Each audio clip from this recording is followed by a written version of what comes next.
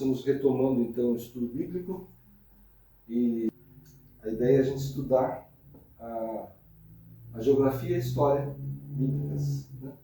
Até faz algum tempo já que eu comprei esse atlas aqui, até para referência, né, que eu vou estar usando bastante, então, baseando nele e outras fontes também, né, para a gente estudar então o quando e o onde as coisas aconteceram, dentro do possível. Como eu já coloquei aqui no primeiro slide, falando, né, a Bíblia não é um livro científico, na verdade são 66 livros, mas Deus não teve a intenção de detalhar, né, como Ele criou todas as coisas. A gente não vê isso na Bíblia. Imagina, tem tantas teorias aí científicas de como foram criadas as coisas, né, a matéria, a vida e tal, e não há um consenso, na verdade, né? Então, são teorias. Imagina se Deus fosse ficar escrevendo, né, há 3.000 anos aí, falando como que Ele fez a junção dos átomos, das moléculas, da vida. Ele até hoje está escrevendo livros aí, né? Porque ele sabe como foi feito. A gente está tentando descobrir, mas ele sabe como foi feito, mas não é a intenção dele, nem com um rigor histórico, né? E a Bíblia, vocês já devem ter percebido, principalmente os profetas, ela não é cronológica. Às vezes você está tratando de uma época, daqui a pouco você vai ler o livro seguinte, é de 100 anos, 200 anos anteriores, então ela não está numa ordem cronológica todos os livros da Bíblia. Alguns estão, outros não. Então, ela não é um livro cientificamente montado, preparado, né? Ela mostra o poder de Deus, que Ele só falando fez todas as coisas. E ela trata da criação da humanidade, né? Da queda do homem, da humanidade, do levantar de um povo pelo qual viria o Salvador, e a sua palavra seria preservada, da vinda e obra do Salvador, da igreja, da criação, da expansão da igreja, e termina lá profetizando o fim dessa era, né, e o início da nossa eternidade junto a Deus. Então é um livro que cobre um período da existência e um lugar, a Terra, a humanidade. Ah, será que tem gente em outros planetas? Pode ser, mas a Bíblia não trata disso. Então, o foco é a humanidade, a Terra, né? E o resgate do homem, na verdade, né? Porque a Bíblia, os 2 primeiros capítulos de Gênesis é a criação, tudo que Deus preparou de uma forma maravilhosa para nós. Vem a queda, e tudo que acontece depois da queda, basicamente é Deus preparando tudo para que haja o retorno da humanidade nossa, o retorno junto dele, para depois disso nós seguirmos com o plano que Ele tinha já no início. Eu imagino assim. A Bíblia, o começo lá é o que Deus fez, preparou de maravilhoso para nós perdemos, nós deixamos pelo pecado, e tudo, até lá no Apocalipse, tudo é Deus preparando para que houvesse a salvação e que a gente continue depois o propósito dele.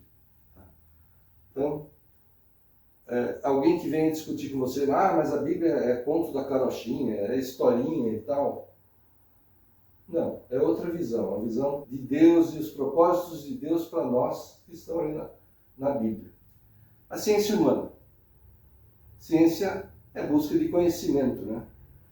E sem admitir, busca saber como Deus fez tudo e como utilizar, adaptar, transformar a criação. Que do nada só Deus para fazer. O homem faz o quê?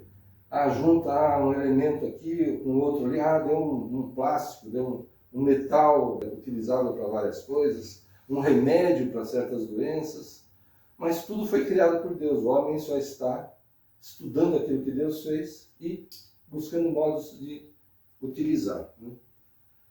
E ela vai se aprofundando, a ciência, né? Vai se corrigindo, substituindo teorias, deixando de lado as antigas certezas, né? Essa arrogância de quem é da ciência, muitas vezes, né?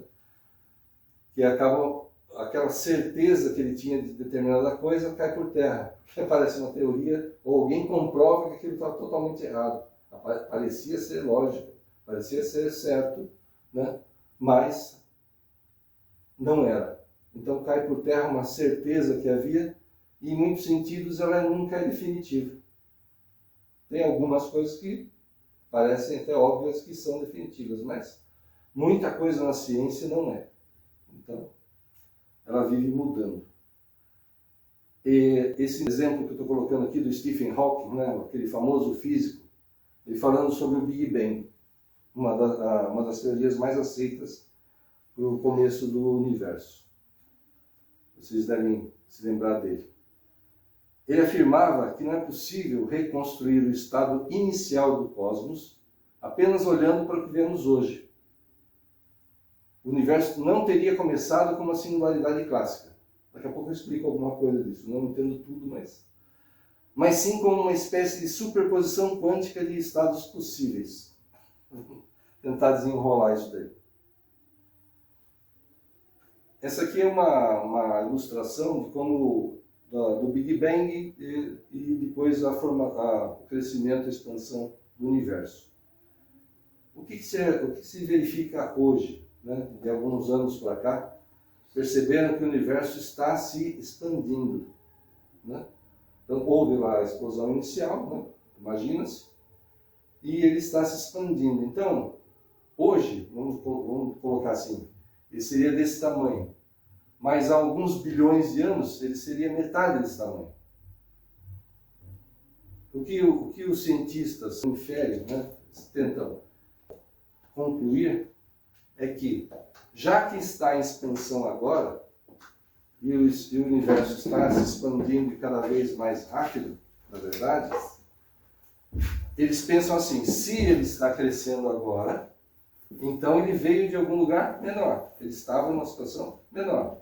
Então, antes disso, ele estava menor, menor, menor, até que chegaria num ponto quase minúsculo, né? Quase nada. Imagina, esse universo todo num lugar, num ponto minúsculo, quase nada. Esse é o pensamento deles. Agora, o nosso amigo aqui, o físico Stephen Hawking, ele está falando que essa intuição está errada. É isso que ele está falando. E ele é um dos maiores físicos que houve, né, nesses nossos tempos. E ele está dizendo que essa conclusão que os cientistas, outros, chegaram, não está correta. Olha só como fica, né? A ciência humana. Ah, é assim ou é assado? Né? Ah, tinham certeza que o Big Bang, funciona. E até dos maiores físicos falando que não poderia ter começado com a singularidade, que seria esse, né, que ele veio de um ponto e agora se expandiu. Então, voltando, ele voltaria para esse ponto. Ele está dizendo que não poderia ser assim. Então, fica nesse jogo, a ciência humana fica jogando. Então, falar que a gente está certo, que a gente está errado, né, é complicado. Como eu falei, a Bíblia não é um livro científico, né? Então a gente vai tentar tirar algumas dúvidas, explicar algumas coisas para a gente poder entender o texto bíblico, a finalidade dele.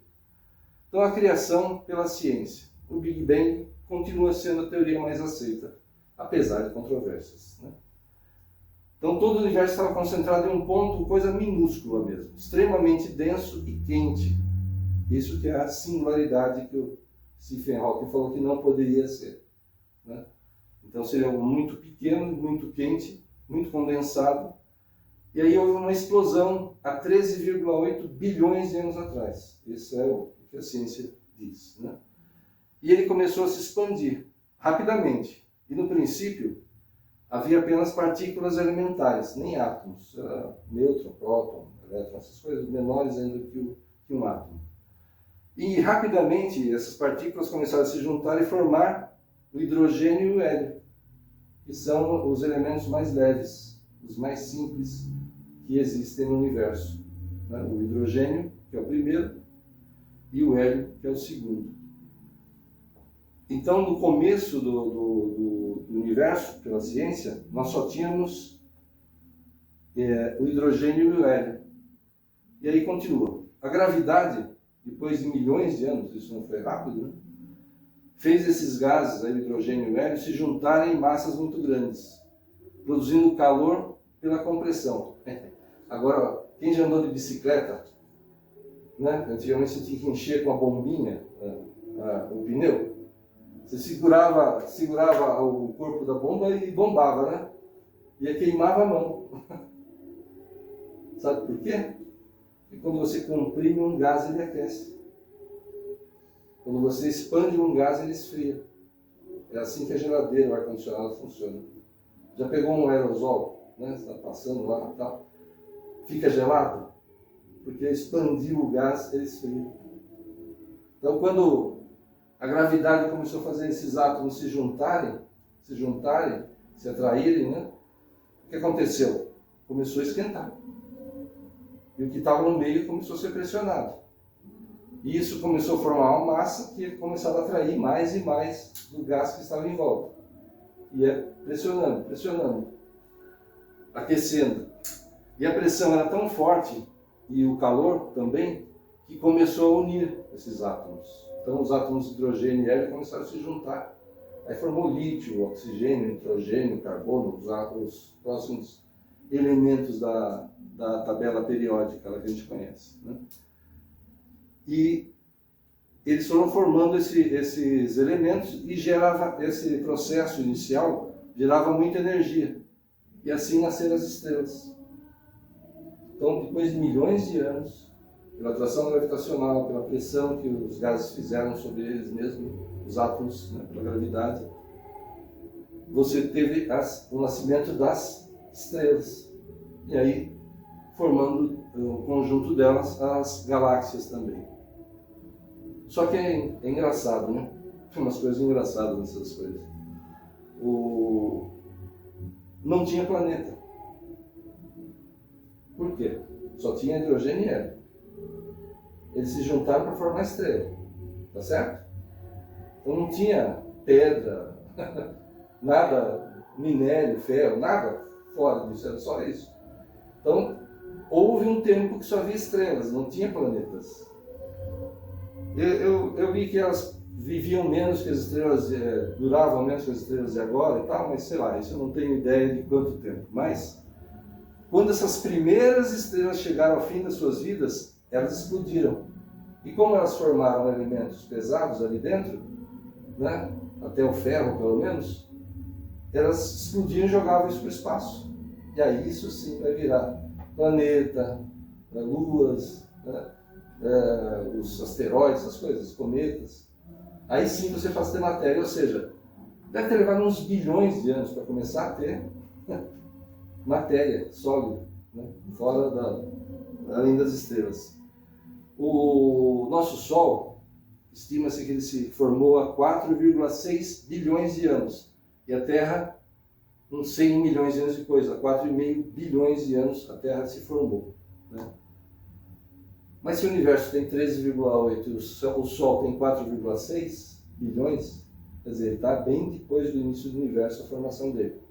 Ele deve ser uma estrela de segunda ou talvez até terceira geração de estrelas, né? Juntou, formou estrela, viveu lá milhões, bilhões de anos, explodiu, de novo forma estrelas, né, com mais gás e tal, com mais elementos, explode e aí vem formar o nosso Sol aqui. Então olha o tempo disso, como é enorme, né? Uma coisa bem engraçada do Big Bang. O tempo, ele começou junto com a matéria. Então, quando a teoria diz que não existia nada, né, ou a esse ponto, nessa singularidade só, explodiu. E é uma coisa que estava se expandindo, né? Mas essa coisa não está se expandindo dentro de outra, dentro de um vazio que seja. Ele está se expandindo e não tem nada fora. Não existe o fora do universo. É bem difícil a gente entender uma coisa dessa, né? Então o tempo não existia antes. Então Deus está além do tempo, está além da matéria, além da criação, Ele está acima de tudo isso. Olha só, a própria ciência está dizendo isso. Que antes do Big Bang não havia tempo. Então, você falar, o que tem antes do Big Bang? Nada. Não havia tempo, então não tem antes. Antes é um tempo, né? bem difícil de a gente compreender, mas é uma curiosidade interessante. Mas mostra o poder de Deus, que Ele cria as coisas do nada e Ele está além do tempo, Ele está além da matéria, além do espaço, além de qualquer coisa que a gente imagine até. Bom, então a vida na Terra. A ciência, sem muita certeza mesmo, diz que a vida na Terra surgiu nos mares do que não era vivo. Ou seja, matéria que não é orgânica, não é vida, criou vida. Há mais de 4 bilhões de anos, quer dizer, quase a idade do planeta tem vida aqui na Terra, segundo a ciência. E uma das primeiras formas de vida foram as cianobactérias, há uns 3,5 bilhões de anos. E essas bactérias não eram plantas, mas faziam fotossíntese. Ou seja, pegavam a luz, né, o gás carbônico, e transformavam em açúcar, né, em alimento para ela, e oxigênio. Então elas faziam uma fotossíntese já. Então já o oxigênio, o que altera a atmosfera, possibilitando o surgimento da vida fora da água. Porque a atmosfera da Terra, para nós, para os seres vivos de hoje, era tóxica. Não tinha oxigênio, por exemplo, na atmosfera da Terra. Ou se tivesse, era pouquíssimo. Né? E então essas cianobactérias produziram oxigênio e transformaram a atmosfera da Terra. E estudos recentes mostraram que o surgimento da vida por acaso, né, do jeito que eles colocam, de repente acontece e aparece um ser vivo, tem uma chance, uma probabilidade quase nula. É muito pequena mesmo. Quase pode ser considerada impossível, na verdade, se for ver. É tão pequena que o pessoal brinca. Eu vou pegar as peças de um avião e vou jogar 1 milhão de vezes para cima, alguma hora vai cair um avião montado, sozinho. Né? Só que a gente é muito mais complexo do que um avião. Com toda a complexidade da engenharia de se fazer um avião. A vida é muito mais complexa do que isso. E foi por acaso, né? Foi espontâneo que se gerou a vida, né? Conforme a ciência humana. É a Bíblia. Há várias teorias teológicas para explicar a criação. Também uma teoria teológica para explicar. E a gente vai focar na teoria da criação progressiva. E tem coisa que fala assim, no princípio criou Deus os céus e a terra. E entre esse primeiro versículo e o segundo, e a terra era sem forma e vazia, houve uma catástrofe, uma destruição, e aí Deus começou a fazer tudo de novo. De um versículo para o outro.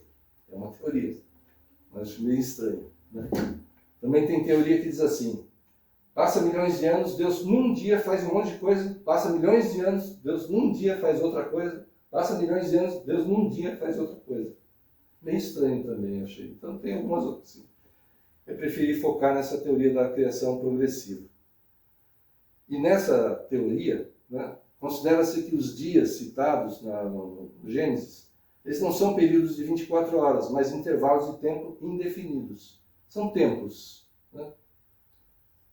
2 Pedro 3,8, né, a palavra de Deus fala assim, a gente conhece esse versículo, mas há uma coisa, amados, que vocês não devem esquecer, que para o Senhor, um dia é como 1000 anos, e 1000 anos como um dia.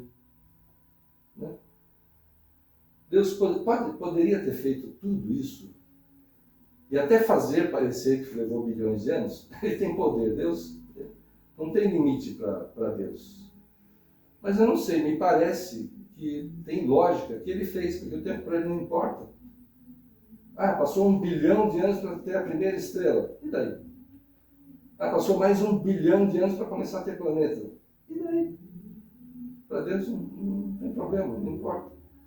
Então, se para ele um dia é como 1000 anos e 1000 anos como um dia, o tempo para Deus é irrelevante. Então, se levou bilhões de anos ou não para fazer as coisas, tanto faz. Para Deus não há problema, vamos dizer assim.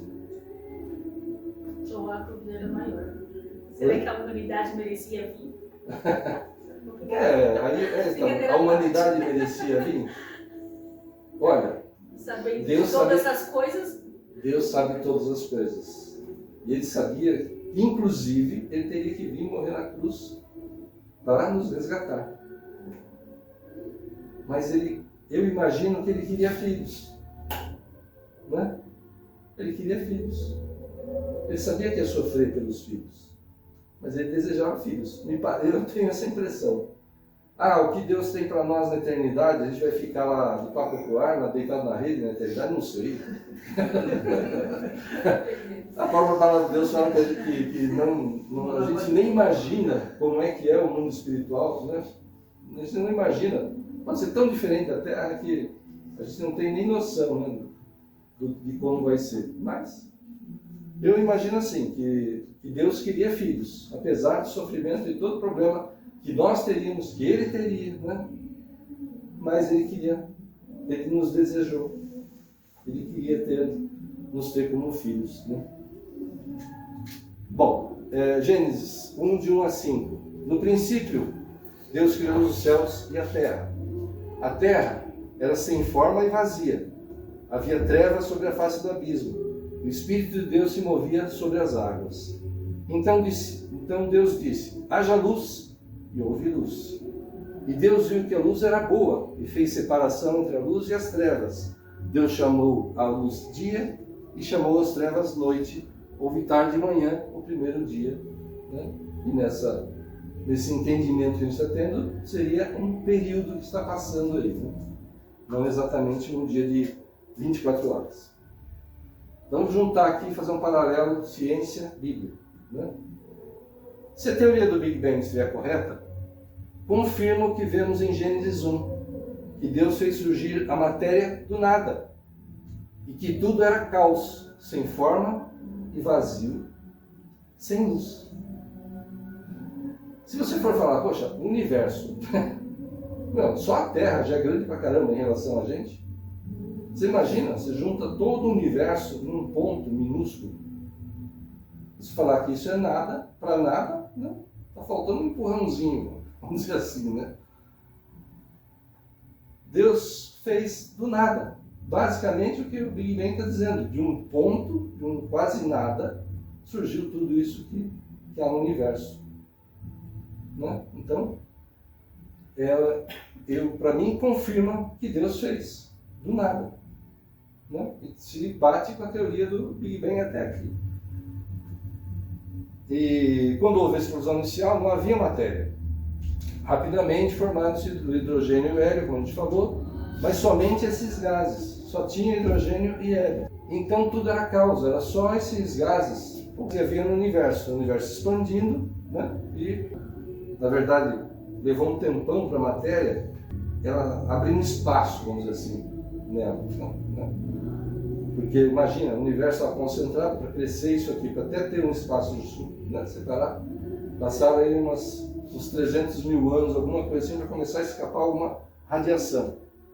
Então, quando houve a explosão inicial, era só o hidrogênio e o hélio, só esses gases. Era tudo ali, uma nuvem de gás, sem forma e vazio. E demorou milhões de anos para surgirem as primeiras estrelas. E com elas, finalmente, haja luz. Entendeu? Então Deus, ele criou lá. No princípio criou Deus os céus e a terra. Simbolicamente, criou a matéria. Tá? Né? Para que o povo entendesse, a gente entendesse mais fácil, criou os céus e a terra, criou a matéria. Né? Isso, a matéria estava sem forma e vazia. E não tinha luz, porque não tinha estrela. Né? Então não tinha luz. E havia trevas sobre a face do abismo e simbolicamente o Espírito de Deus se movia sobre todo esse caos, sobre essa confusão toda da matéria começando. E aí Deus disse, haja luz e houve luz. Quando as estrelas começaram a brilhar, então, efetivamente, houve luz. Aí, seguindo Gênesis. E Deus disse, haja um firmamento no meio das águas, separação entre águas e águas. Deus fez o firmamento e separação entre águas debaixo do firmamento, as águas acima do firmamento. E assim aconteceu. E Deus chamou o firmamento céus, houve tarde de manhã, o segundo dia. Observação. Deus colocando ordem na casa. Né? Ele separou, né? Como se fosse aqui na terra, os rios, os mares, os lagos, a água aqui, e as nuvens, a água, né, no firmamento. Ele separou. Né? Basicamente é o que está sendo dito aí. Seguindo. E Deus disse: ajuntem-se as águas debaixo dos céus num só lugar, e apareça a porção seca. E assim aconteceu. Deus chamou a porção seca terra, e ao juntamento das águas chamou mares. E Deus viu que isso era bom. E Deus disse que a terra produza relva, ervas que deem semente e árvores frutíferas, que deem fruto segundo a sua espécie, cuja semente esteja no fruto sobre a terra. E assim aconteceu. E a terra produziu relva, ervas que davam semente segundo a sua espécie e árvores que davam fruto, cuja semente estava nele, conforme a sua espécie, e Deus viu que isso era bom. Houve tarde de manhã, o terceiro dia. Vamos voltar lá as nossas amiguinhas cianobactérias. Olha a ordem da coisa. Deus fez a matéria, né? Criou as estrelas, aí houve luz, e na Terra, que estava em formação, qual foi o primeiro ser vivo que está sendo falado aqui em Gênesis? Plantas. Para quê? Para gerar oxigênio, para preparar o ambiente para a vida que ele queria que houvesse aqui na Terra. Olha só que interessante. Tanta ciência, tanto estudo, milhares de anos de pesquisa, descobre que tem a cianobactéria, que tem as plantas e tal no começo, que geraram oxigênio e já estava lá no Bíblia. E então, ele juntou lá, criou a terra, a parte seca, e nessa parte seca produziram-se as plantas, né? Se reproduziram ali, ele fez nascer as plantas, se reproduziram e geraram, pela fotossíntese, oxigênio. Então Deus está preparando o ambiente na Terra para que a vida como a conhecemos pudesse prosperar. Ele estava preparando o ambiente. Era necessário oxigênio para que a vida pudesse existir fora d'água. E um detalhe muito importante. Com o oxigênio formou-se a camada de ozônio, que protege contra os raios ultravioleta do Sol, que matariam qualquer forma de vida que surgisse na Terra. Se você estiver num lugar que você não tenha como purificar água de jeito nenhum, se você tiver como colocar, por exemplo, um bambu, assim, deixar lá ao sol forte, a luz do sol vai matar a bactéria. Então, se não tivesse a camada de ozônio no começo lá da Terra, da nossa Terra aqui, a vida não podia existir fora da água, porque a água protegia, né, alguma coisa, mas fora da água, qualquer ser vivo estaria sujeito a receber muita radiação ultravioleta. Né? Tanto é que vocês estão vendo aí essa missão Artemis da NASA, né, que foi para a Lua, fez a volta lá e não desceu, só foi testar as coisas e voltou. Né? A finalidade primeira deles agora é formar uma base, né? Colocar uma base na Lua. Talvez depois colocar uma base em Marte. Um dos grandes problemas que há entre se você ter uma base, seja no espaço, seja na Lua, seja em Marte, é a radiação solar. Os raios cósmicos, o raio ultravioleta do Sol, raio X, raio gama, seja o que for. A nossa atmosfera nos protege dessas coisas. Né? Mas na Lua, se tem alguma coisa, muito rarefeito, praticamente nada. Em Marte é bem rarefeito, tem uma pequena pressão, acho que é 1% do que tem na Terra, mas também tem muita radiação. Então, se não tivesse oxigênio, não ia ter camada de ozônio, ia ter raio ultravioleta que ia matar qualquer vida que começasse também naquela época aqui na Terra. Então, por isso, Deus criou primeiro as plantas. Né? Aí, lembra das cianobactérias? Isso que a gente foi ver lá.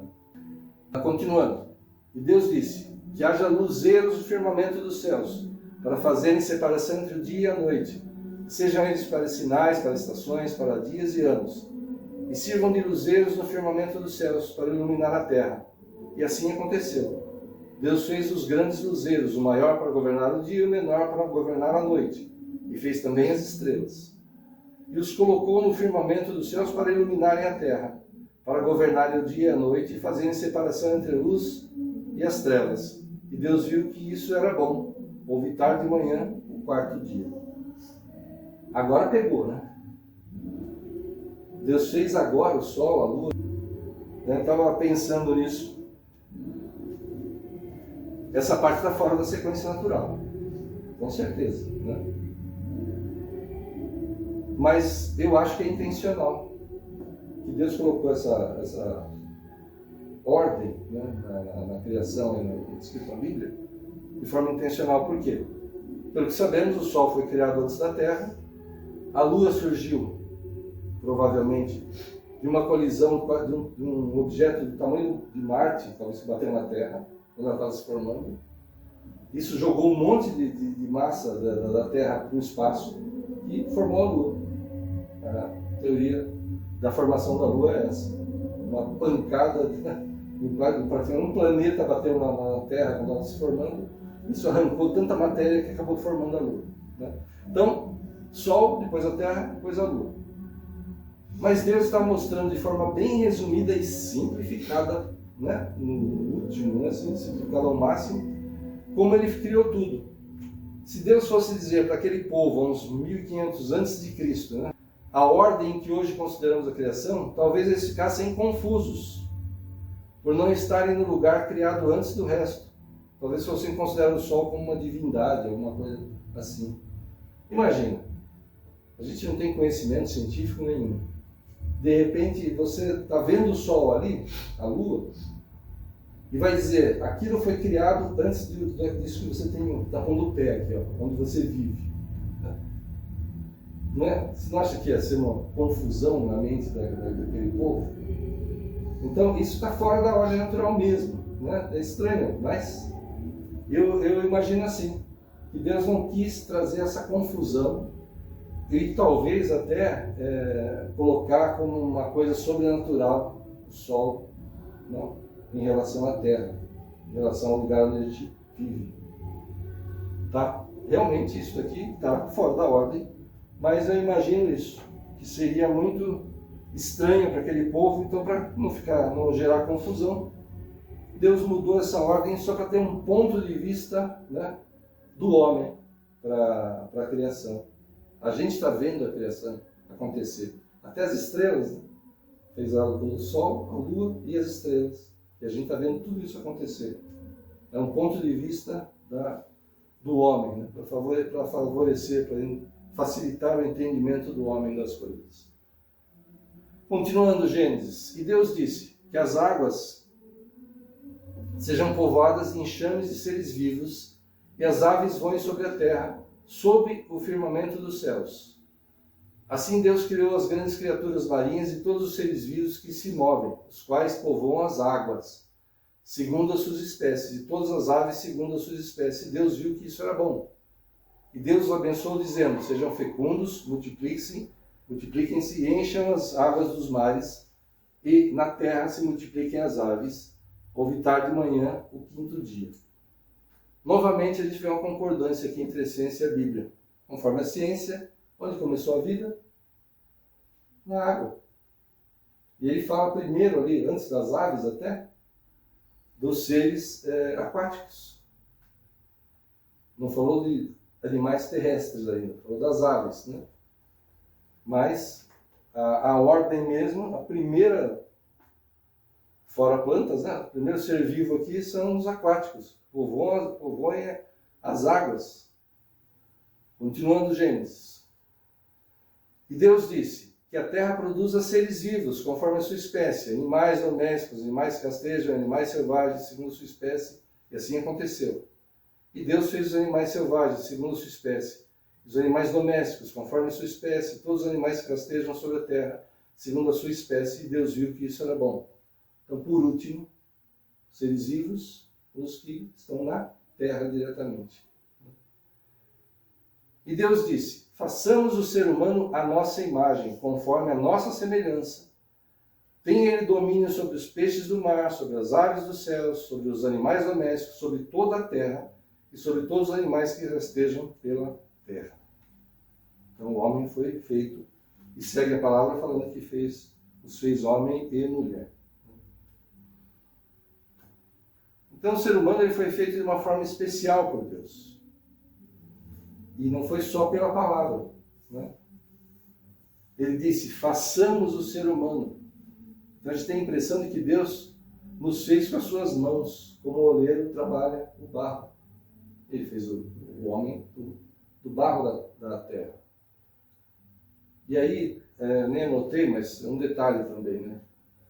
Do que a gente é feito? Né? Temos cálcio nos ossos, temos ferro no nosso sangue, né? Temos oxigênio no sangue, temos vários elementos que nos compõem. Mas no ser humano não tem, a gente não tem nenhum alimento. Não existe esse elemento na natureza, no chão, na terra, no ar. Né? Então, quando fala que fez o homem do barro, o homem foi feito do que há na terra, do que há no nosso planeta. A gente não tem nada de diferente. Há um elemento que só existe no ser humano, no que é vivo. Né? Só no ser humano, só no que é vivo que existe esse elemento. Não. Nós somos feitos dos elementos que existem na terra. Então, quando Deus fala façamos, né, ele não haja o homem, exista o homem. Não. Façamos o homem. Né? Façamos o ser humano, façamos o homem e a mulher a nossa imagem e semelhança. E é interessante, né? Ele falou, domina sobre todas as coisas, sobre toda a terra. Ele nos deu autoridade sobre a terra e criatividade. E nisso nós somos imagens de Deus. Né? Deus é criador e nós temos criatividade. Deus tem toda a autoridade e Ele nos deu alguma autoridade. Então nisso nós somos semelhantes a Deus, na criação e na autoridade que Ele delegou para nós, na verdade. E essa aqui eu não sabia. Aprendi agora. Pela tradição judaica, a criação ocorreu em 7 de outubro de 3.761. A gente está nos 5.786, acho que é isso, né? A gente está? Pelo calendário judaico, 5.786. Que é, somando 2026 aqui a isso daqui, tá? Chega lá. Essa cronologia foi estabelecida principalmente por um texto do século II depois de Cristo, chamado esse texto de Seder Olam Rabbah, atribuído ao rabino Yossi ben Alafita.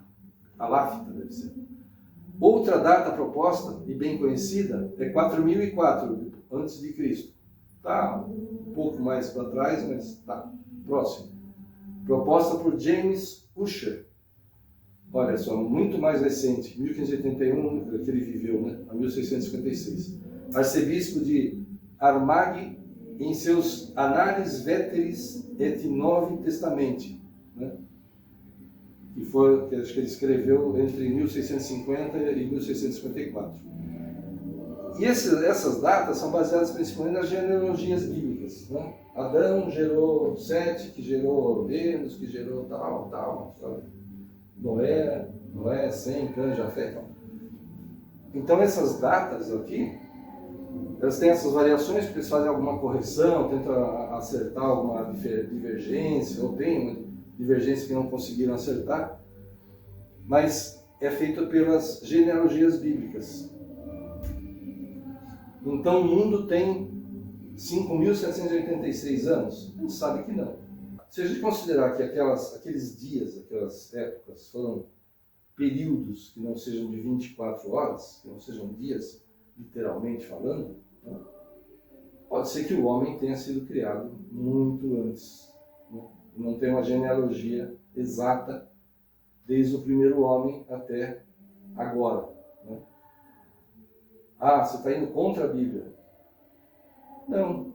Na verdade, assim, que nem Jesus, filho de Davi. Bom, então Jesus era filho de Davi? Né? Não, né? E tem alguns personagens da Bíblia que falam, é filho de tal. Você vai ver bisavô, tataravô. Né? Tem gente que fala que esses 900 anos, 600, 800 anos que são atribuídos aos patriarcas lá no começo, na verdade não seria a pessoa, seria o clã, seria a família, alguma coisa assim que viveu todo esse tempo. Então, são interpretações, são teorias. A Bíblia não está dizendo isso. A Bíblia está dizendo lá. Né? Adão viveu 900 e estava lá. Matusalém foi que viveu mais, 969, se não me engano. Né? Mas se você soma tudo isso, você vai chegar naquelas datas lá. Mas a Terra não tem só isso de idade. A Terra é mais antiga. já deu a hora, a gente continua depois o Jardim do Éden.